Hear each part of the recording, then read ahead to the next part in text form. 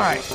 Well, from a professor to folks getting a college degree, it's long been seen as one of the surest paths to fulfilling the American dream, but that may be changing amid increased scrutiny over drawbacks like the cost of a student degree, the weight of student debt. Now the Wall Street Journal reports a generation of American men simply given up on college, pointing out that the number of men in colleges is plunging to record lows compared to women. Women now make up just 60% of college students, an all-time high. Men attending colleges has dropped to 40% in the past academic year. Also, there are 1.5 million fewer college students total compared to 5 years ago. Joining us now, Angela Morabito, higher education fellow at Campus Reform, former press secretary for former education secretary Betsy DeVos. Appreciate you being with us, Angela. All right. Average student leaves a four-year college with $30,000 in debt. So does that prove that men are just making a better financial calculus than the 60% of women who are going to college?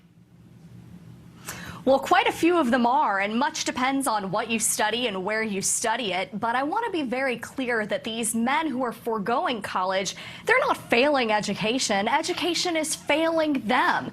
You have this group of men who are making a rational, well thought out decision that says, hey, college is a surefire way to rack up debt, but it's not that surefire path to a steady, solid income that it might have been decades ago. Then you have a second group of men that isn't even applying to college. They're saying, what's the point? I don't get it. They're also sometimes getting there and dropping out because colleges just aren't supporting their male students the same way they support women. It seems as though there's a lot of this also has to do with the financial consideration of realizing there's other things to do, especially during COVID. We looked this up in terms of jobs that don't require a bachelor's degree. Air traffic controllers, medium wage, $125,000. Nuclear power reactor operators average $93,000. Funeral service managers, they make $78,000 a year on average, and it's going to have 7% job growth throughout the next 5 years. With numbers like that, should we be supporting men who want to go, or women for that matter, who want to go to trade school rather than go to college? Of course we should. Trade schools are a wonderful resource.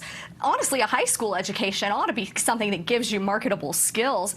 But the point is that college is not and should not be the only pathway to a successful future.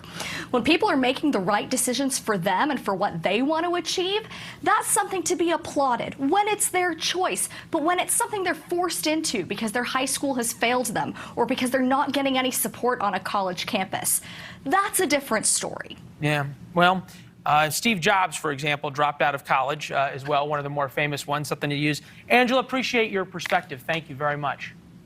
Yeah, Thank you. Great information. Still